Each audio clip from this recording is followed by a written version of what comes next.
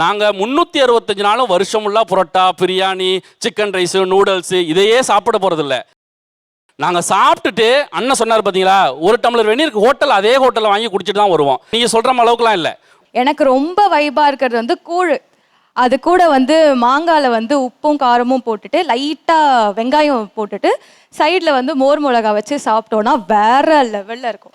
சாப்பாட்டு வந்து சரியாக இல்லாதனால, ஏஜ் அட்டன் பண்ணப்போ சாப்பாடு சரியாக தராதனால ப்ரெக்னென்சியில் வந்து அந்த ப்ராப்ளம் காமிக்குதுன்னு சொன்னாங்க.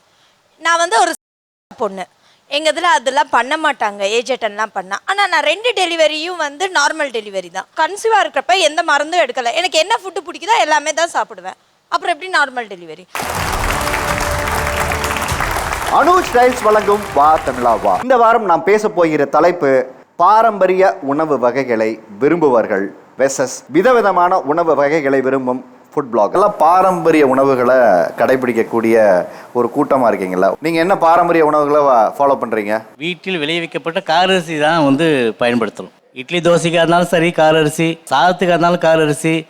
காரரிசி வறுத்து செய்கிற புட்டு மிக சிறந்த வலிமையை கொடுக்கக்கூடியது. காரரிசி புட்டு, உளுந்து, வெந்தயம், முந்திரி பருப்பு, ஏலக்காய் போட்டு செய்கிற புட்டு மிக சிறந்த வலிமையை கொடுக்குற முழுக்க முழுக்க பெண்களுக்கு நிறைய சாப்பிட்றது. கர்ப்பப்பை கோளாறுகளுக்கு, இடுப்பு எலும்புகளுக்கு பலுவை தரக்கூடிய ஒரு மிகப்பெரிய அற்புதமான மருந்து காரரிசி. ஏன்னா நீர் சுருக்கி மோர் பெருக்கி நெய்யுருக்கி உண்பார்த்தம் பேரிரைக்கின்றோமை பிணி என்கிற நிலை மாறி தண்டா மறையின் உடன் பிறந்தும் தண்டே நுகரா மண்டூகம் வண்டே காணத்திரை இருந்து வந்தே கமலமது உள்ளும் பண்டே பழகி இருந்தாலும் அரியோர் பெரியோர் நல்லோரை கண்டும் கடித்தும் தம் உறவாடி தமிழ் கலப்போர் கற்றோரே.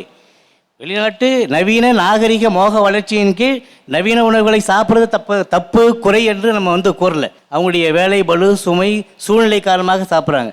எதை சாப்பிட்டாலும் ஒரு டம்ளர் வெந்நீர் சாப்பிடுங்க. ஜீரணத்திற்கு மிகப்பெரிய அற்புதமான உணவு. நீங்கள் எதனாலும் சாப்பிடுங்க. உங்களை ஏன் இதை சாப்பிட்றீங்க நம்ம வந்து கேட்கல. பாரம்பரியத்துக்கு வாங்கல, நீங்கள் நாளைக்கு வந்துடுவீங்க. நாங்கள் 365 நாளும் வருஷம் ஃபுல்லாக parotta, biryani, chicken rice, noodles இதையே சாப்பிட போகிறதில்ல. நாங்கள் சாப்பிட்டுட்டு அண்ணன் சொன்னார் பார்த்தீங்களா, ஒரு டம்ளர் வெந்நீருக்கு ஹோட்டல் அதே ஹோட்டலில் வாங்கி குடிச்சிட்டு தான் வருவோம். நீங்கள் சொல்கிற அளவுக்குலாம் இல்லை.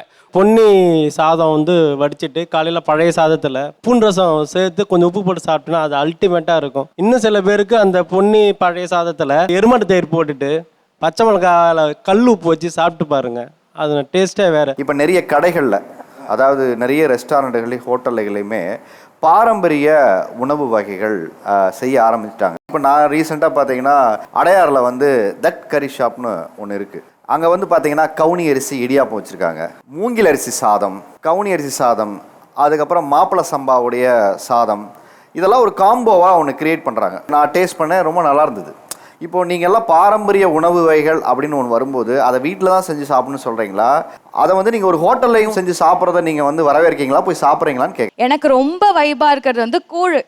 அது கூட வந்து மாங்காயில் வந்து உப்பும் காரமும் போட்டுட்டு லைட்டாக வெங்காயம் போட்டுட்டு சைடில் வந்து மோர் மிளகா வச்சு சாப்பிட்டோன்னா வேற லெவலில் இருக்கும். நீங்கள் அதே மாதிரி கேட்டிங்க, எங்கன்னா பாரம்பரிய உணவு வந்து உங்களுக்கு ஹோட்டலில் வச்சா பிடிக்குமான்னு. எனக்கு எங்கே பார்த்தாலும் கூழ் இருந்தால் அந்த இடத்துல நான் நின்றுவேன்.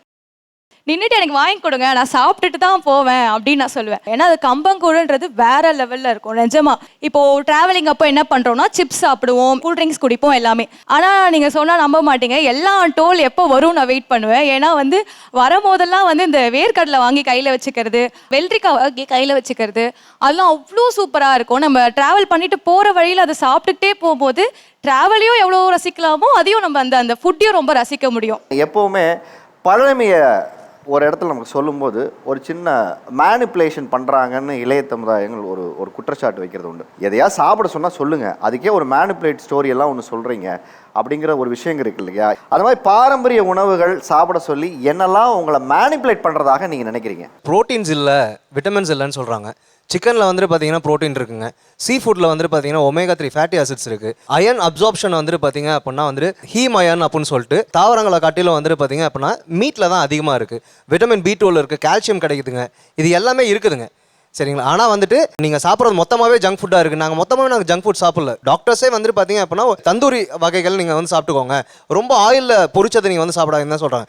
ஸோ பேசிக்லி வந்துட்டு பார்த்தீங்கன்னா நம்ம எப்படி சாப்பிட்றோம் அப்படிங்கிறது தான் வந்துட்டு பார்த்தீங்கன்னா முக்கியமான விஷயமோ இல்லையா, அதில் ப்ரோட்டீன் இல்லை ஃபைபர் கண்டென்ட் இல்லைன்னா வந்துட்டு பார்த்தீங்கன்னா கிடையாது சார். அது சார் அவங்க சொன்னாங்க சாப்பாட்டு வந்து சரியாக இல்லாதனால ஏஜ் அட்டன் பண்ணப்போ சாப்பாடு சரியாக தராதனால ப்ரெக்னென்சியில் வந்து அந்த ப்ராப்ளம் காமிக்குதுன்னு சொன்னாங்க. நான் வந்து ஒரு பொண்ணு, எங்கள் இதில் அதெல்லாம் பண்ண மாட்டாங்க ஏஜ் அட்டன்லாம் பண்ணால். ஆனால் நான் 2 டெலிவரியும் வந்து நார்மல் டெலிவரி தான். கன்சீவாக இருக்கிறப்ப எந்த மருந்தும் எடுக்கலை. எனக்கு என்ன ஃபுட்டு பிடிக்குதோ எல்லாமே தான் சாப்பிடுவேன். அப்புறம் எப்படி நார்மல் டெலிவரி? நான் 25 வயசுலேயே 2 குழந்தை பெற்றுட்டேன். இதே வந்து 30 வயசில் பெற்றிருந்தா எனக்கு சம்திங் ஏதோ எனக்கு என் உடம்புல ஆயிருக்கும். ஆனால் சாப்பாட்டுனால தான் இது ஆகுதுன்னா எப்படி சார்? இது வந்து ஒரு மேனிப்புலேஷனாக உங்களுக்கு தோணுது? கண்டிப்பாக மேடம் சொல்லியிருந்தாங்க இந்த மாதிரி வந்து நீங்கள் ஃபுட்டு சாப்பிடும்போது கால்குலேட் பண்ணி சாப்பிடுங்க. கார்போஹைட்ரேட் இவ்வளோ எடுத்துக்கோங்க, ப்ரோட்டீன் இவ்வளோ எடுத்துக்கோங்க, ஃபேட் இவ்வளோ எடுத்துக்கோங்க, அது எடுத்துக்கோங்க, இது எடுத்துக்கோங்கன்னு. இப்போது ஒரு ரிச்சா மேன், ஒரு ஆட்டோ ஓட்டுறவங்க, அந்த மாதிரி ஒரு மிடில் கிளாஸ் ஃபேமிலி இருக்காங்க. அவங்களால இப்போது வந்து ஒரு ஃபுட்டு, ஒரு லஞ்ச், ஒரு மீல் சாப்பிட்றாங்க அப்படின்னா இது எல்லாத்தையுமே நம்ம கால்குலேட் பண்ணி இப்போது கார்போஹைட்ரேட் இவ்வளோ, மேக்ரான்ஸ் எவ்வளோ இப்படின்ட்டு கால்குலேட் பண்ணி சாப்பிட முடியுமா அப்படின்ட்டு கேட்குறேன். நான் என்ன சொல்கிறேன்னா, நார்மலாக நீங்கள் சொல்கிற மாதிரி ரொம்ப மிடில் கிளாஸ் ஃபேமிலியில் நம்ம என்ன சாப்பிடுவோம்? நம்மளோட பாரம்பரியமாக ரைஸோ, ஒரு குழம்பு, மோஸ்ட்டாக சாம்பார், இல்லை ஏதாச்சும் ஒரு பொரியல்னால் அது வந்து கூட்டாக இருக்கும். ரைஸ்லேயுமே ப்ரோட்டீன் இருக்குது. அண்ட் நீங்கள் வந்து அதில் வந்து ப்ரோட்டீன் வந்து ஒரே ஒரு அமினோ ஆசிட் மிஸ் ஆகுது. அது நம்ம தாலோட சாப்பிடும் போது அது உங்களுக்கு கம்ப்ளீட் ப்ரோட்டீன் ஆகிடும். அண்ட் காய்கறி, எந்த காய்கறி வேணால் நீங்கள் சாப்பிடுங்க, அதில் ஃபைபர் இருக்குது. நான் சொல்கிறது இதுதான். ஜென்ரலாக நீங்கள் வீட்டு சாப்பாடு நம்ம சொல்கிறோம்ல, அந்த வீட்டு சாப்பாடு நீங்கள் நல்ல ஒரு ரைஸு, குழம்பு, பொரியல் எல்லாம் சாப்பிட்டு வந்த உடனே உங்களுக்கு பயங்கர கிரேவ் இருக்கா? ஃபார் எக்ஸாம்பிள் அன்றைக்கி ஒரு சிக்கனோ இல்லை ஒரு ஃபிஷ்ஷோ கூட வச்சு சாப்பிட்டீங்கன்னா அன்றைக்கி நீங்கள் யோசிச்சு பாருங்கள், நிறைய பேருக்கு கிரேவிங்ஸ் வந்திருக்காது. நாங்கள் ஃபைபர் கண்டென்ட்டுமே எதாவது எல்லாமே தான் நாங்கள் சாப்பிட்றோம் நாங்கள். But we don't have that gravy after that. That's what I'm telling. You don't have crave after eating fiber. ஆனா இப்போ நீங்க ஜங்க் சாப்பிடுறது சொல்றோம்னா ஜங்க்ன்றது இல்ல, அதுதான் நான் சொல்ல வரேன். பிரியாணி சாப்பிட்டதுக்கு அப்புறமா எங்களுக்கு வந்து அந்த கிரேவ் வந்து இல்ல. எனக்கு வந்து பாத்தீங்க அப்பனா biryani is a complete food. Who said அது unhealthy ன்ட்டு? நீங்க ரைஸ் குவாண்டிட்டியை கம்மியா எடுத்து ரைஸ்ல நீங்க கூட வர பீஸ் சாப்பிட போறீங்க. பிரியாணிக்கு அந்த புரோட்டீன் இருக்கு. எது சிக்கனோ மட்டனோ வாட் எவர். ரைத்தா கொடுக்குறாங்க, ப்ரோபயோட்டிக் இருக்கு. கூட கொஞ்சம் ஆனியனோ இல்லைன்னா குக்கியூம்பர் எதனா வச்சுக்கிட்டீங்கன்னா ஃபைபர் இருக்கு. அந்த பிரியாணியை வெளியே சாப்பிடாதீங்கன்ட்டு நான் வந்து இன்சிஸ்ட் பண்ற காரணம் என்னன்னா, அவங்க ஆட் பண்ற ஆயில் ஜஸ்ட் ஒரு டீஸ்பூன்ல 45 கேலரி வந்துடும். அங்க ஆயில் ரொம்ப அதிகமா இருக்கும். டேஸ்ட் என்ஹான்ஸ் பண்றது அண்ட் ரிப்பீட்டட் ஆயிலை யூஸ் பண்ணுவாங்க. அந்த கான்செப்ட்காக தான் நான் ஒரு ஃபுல் கம்ப்ளீட் மீல் சாப்பிட்டதுக்கு அப்புறமா கொஞ்ச நேரத்திலேயே அம்மி என்ன இருக்கு சாப்பிட அப்படின்னு கேட்டுட்டு போயிடுறேன். ஏன்னா எனக்கு கிரேவிங் இருக்கு. நீங்க சொல்ற கம்ப்ளீட் மீல் நான் சாப்பிடுறேன். சரி, கிரேவிங்ஸ் வருதுன்னு சொல்றீங்கல்ல, ஃபர்ஸ்ட் யோசிச்சு பாருங்க, அது பசியான்ட்டு. பசி அப்படின்னா என்ன வேணா சாப்பிடலாம். எனக்கு இப்போ நீங்க என்ன வேணா கொடுங்க நான் சாப்பிட்றேன்னு தோணும். ஓகே, அதுதான் பசி. எனக்கு வந்து டீ குடிக்கணும் போல இருக்கு, தட் இஸ் நாட் ஹங்கிரி. நான் காப்பி நிறைய குடிப்பேங்க. நான் எப்பயும் சொல்றேன், கட்டன் காப்பி நான் நிறைய குடிப்பேன், சக்கரை இல்லாம. சரியா? ஆனா இதெல்லாம் தாண்டி எனக்கு திரும்பியும் ஏதோ சாப்பிடணும்னு போல இருந்துகிட்டே தான் இருக்கும். ஓகே, அது வந்துட்டு அப்ப கண்டிப்பா நீங்க வந்து என்னன்னு ஸ்கிரீன் பண்ணி பார்க்கணுமே தவிர்த்து இத ஒரு ஆளை வச்சு நம்ம கம்ப்ளீட்டா எல்லாரையுமே சொல்ல முடியாது. நான் தான் ஃபர்ஸ்டே டிஸ்க்ளைமர் கொடுத்துட்டேன். நான் இப்போ இங்க இருக்கிற எல்லாருக்குமோ இல்ல அங்க இருக்கிற எல்லாரும் வச்சு சொல்ல முடியாது. சிம்பிளா வந்து லைஃப் இஸ் ஷார்ட், நம்ம வந்துட்டு என்ன வேணா சாப்பிடலாம் அப்படின்ற வேர்டை வந்து நீங்க ரொம்ப ஈஸியா சொல்றீங்க. சி, இது ஒரு சோஷியல் மீடியா பிளாட்ஃபார்ம். இது எவ்வளவு பேரை இம்பாக்ட் பண்ணும் தெரியுமா?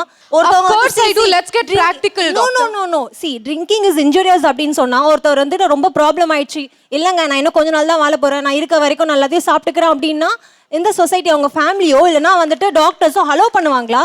இப்போ நான் சொல்ற எல்லாத்தையும் எல்லாருமே நான் சொல்ற மாதிரி தான் எடுத்துக்கணும்ன்றத இல்ல நீங்க எல்லாருமே அப்புறமா ஒரு வேர்ட் சொன்னீங்க. நாங்க சொன்ன அந்த பரோட்டாவையோ ஃப்ரைட் ரைஸையோ ரெகுலரா சாப்பிடல எப்பயாச்சும். ஆனா நீங்க எக்ஸாஜரேட் சொன்ன விஷயங்கள் இதுதான்.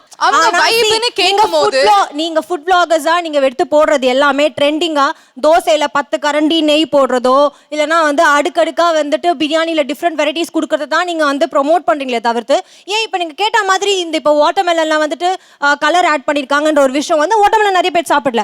அதை எத்தனை ஃபுட் பிளாகர்ஸ் வந்துட்டு ஆப்போஸ் பண்ணி போட்டீங்க. ஏன் நம்மளோட பாரம்பரியமான ஒரு ஃப்ரூட் வந்து இந்த மாதிரி பிரச்சனையா இருக்கு, அது உண்மையா பொய்யா நீங்க அவேர்னஸ் பண்ணலாமே. அதை பத்திலாம் நீங்க போடல. நீங்க எக்ஸாஜரேட் பண்றது எல்லாமே ஒரு அன்ஹெல்தியான ஃபுட்டை, நீங்க எப்பயோ சாப்பிடுற ஒரு ஃபுட்டை நீங்க சொல்றீங்க. நாங்க ட்ரெண்ட் பண்ணி விடுறோம், நாங்க இந்த ரெசிபி கொடுக்குறோம், நாங்க அங்க போய் சாப்பிடுங்கன்னு சொல்றோம். நான் இல்லன்னு சொல்லல. நீங்க பரோட்டாவையும் பிரியாணியும் எக்ஸாஜரேட் சொல்றத இப்ப பாக்குற எத்தனையோ பேருக்கு ஒருவேளை அப்படி ட்ரை பண்ணா நல்லா இருக்குமோ பண்ணுவாங்க. நீங்க நினைச்சிட்டு இருக்கீங்க.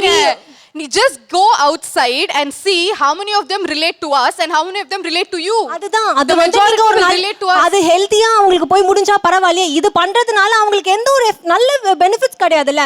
சோ அப்ப அது நீங்க பண்றது ஒரு வாட்டி 2 வாட்டி இருந்தாலும் அதை நம்ம சொல்லக்கூடாது.